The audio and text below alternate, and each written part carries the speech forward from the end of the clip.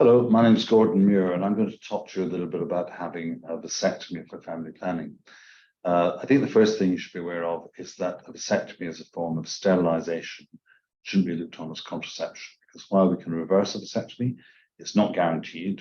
Modern techniques have a better than 80% chance of getting the sperms flowing again, but nonetheless, years after vasectomy, a man may still not be sterile. You certainly should never consider vasectomy for relationship problems. And if you're thinking of going into vasectomy with a view to maybe how to get it reversed in the future, that is not the right operation for you. Probably about 4% of men in the UK come back to discuss vasectomy reversal at some point. And I've only once in my career ever reversed a vasectomy for a couple who tragically lost both their children in an accident. So it's a very good option for men who are sure they don't want to have children in the future. But if you're not sure, there are other reasons for having it. It's not a good thing to have. Now, I use a minimally invasive technique called the Lee technique, or the no scalpel technique. If I bring this over here, then what we do is we make a little puncture wound, just the soft skin between the penis and the scrotum. This is done under local anesthetic. We don't actually need to make a cut in the skin. We use special little forceps to make a little sort of 4mm puncture wound. And using other special forceps, we can get the vas deferens up to the surface to divide it. Divide it using a little electric current. I then tie the bottom end of the vas deferens back in itself and use a little dissolving internal stitch to push the two ends of the vas deferens away from each other. And that reduces the 1 in 250 to 400 risk of rejoining. So in over 2,000 of these I've done, I've only ever had one that's rejoined. But they can rejoin, so we must make sure we get a sperm count after about 3 months, a minimum of 25 ejaculations. And the reason you're not sterile straight away is that if we look at the vasectomy which is done here, there's actually about a foot of vas deferens looping around inside the bladder, coming down to the prostate. And also you have two little sperm storage organs called the seminal vesicles, and these have all got to be cleared out beforehand. It can take a little bit longer for slightly older men to empty the pipes. We don't know if that's because they're not ejaculating as frequently, or maybe the muscles inside the vas deferens aren't quite so tonic. But in almost all cases, after 4 or 5 months, men will be negative and can throw their condoms or whatever else away.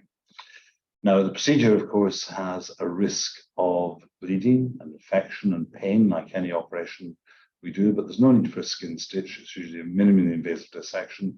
So the risks are very small. And indeed, I've never taken a patient back to the operating theatre as an emergency, although that can happen. Of course, in a disastrous situation, a man could even lose a testicle. So while it's a very safe operation, if it's done well, there are small risks to it.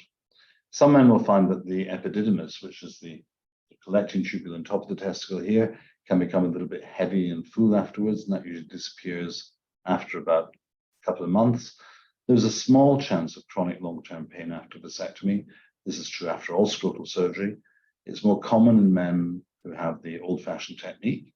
It's more common in men who've had previous testicular surgery or previous testicular pain. And my personal view is it's possibly more common in those men who are not really sure about having it in the first place. So again, you've got to be sure it's the right thing for you. I'm only aware of one patient in all the men I've treated who's ended up having revision surgery, but there may be others out there who haven't wanted to come back to see me. So we quote about a 1 in 40 risk. It's less in my hands. But again, men with lots and lots of previous testicular pain or symptoms should think twice about it. After the procedure, which is done in the outpatients department, men have a cup of tea and go home. And it's a good idea to have a couple of big bags of frozen peas to use as an ice pack afterwards. But most men will find that if they take a day or two to just take it easy, they'll be fine to go about their normal business afterwards. Sorry. One thing I don't like my patients doing after scrotal surgery is riding a bicycle for about 3 or 4 weeks, or doing contact sports for the same length of time. We don't give a guarantee against the stitching and so on if you come across a crossbar or a rugby, but most men have a very smooth recovery. And we arrange for a sperm count 3 months down the line. And if that's negative, we'll give you the all clear. And if it's positive, we'll have a chat about the outcome from that. There used to be some debate as to whether vasectomy could increase the risk of prostate cancer, heart disease, or a number of other problems. And the jury was out, but I think we now have no evidence that it does any of these things. The vasectomy doesn't affect your sex life in as much as it doesn't make the erections better or worse. It doesn't make the ejaculation more or less pleasurable.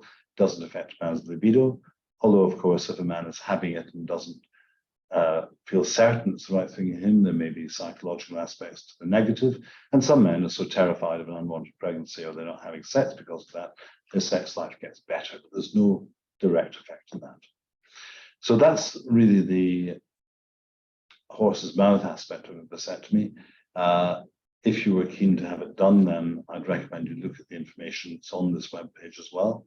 And we do actually offer service now where men who are sure they want to have it done can have it done on a same-day basis if they've read and understood all the information.